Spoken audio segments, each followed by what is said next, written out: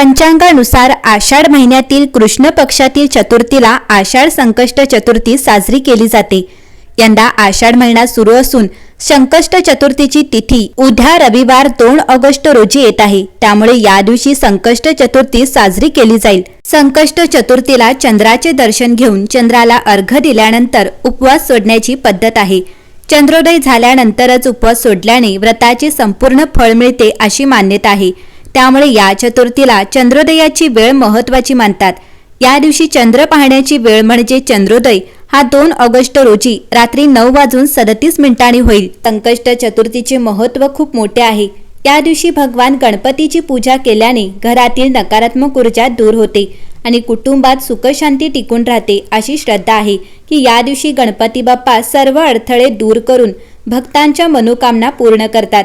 त्यामुळे या दिवशी व्रत केले जातात। गणाधिप संकष्टीचे हे व्रत सूर्योदयापासून सुरू होते आणि चंद्रदर्शन झाल्यावर पूर्ण होते।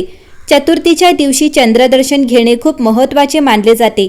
चंद्र पाहिल्यानंतरच हे व्रत पूर्ण होते। या व्रतामुळे गणपतीची कृपा लाभते आणि जीवनातील सर्व संकटे दूर होतात। गणपतीला गणाधिप म्हणजे सर्व गणांचा अधिपती मानले जाते। त्यामुळे या दिवशी त्यांची पूजा केल्याने सर्व प्रकारच्या समस्यांवर मात करता येते। हे व्रत केवळ शारीरिक आणि मानसिक शांतीच देत नाही तर घरात सकारात्मक ऊर्जा निर्माण करते असे देखील मानतात।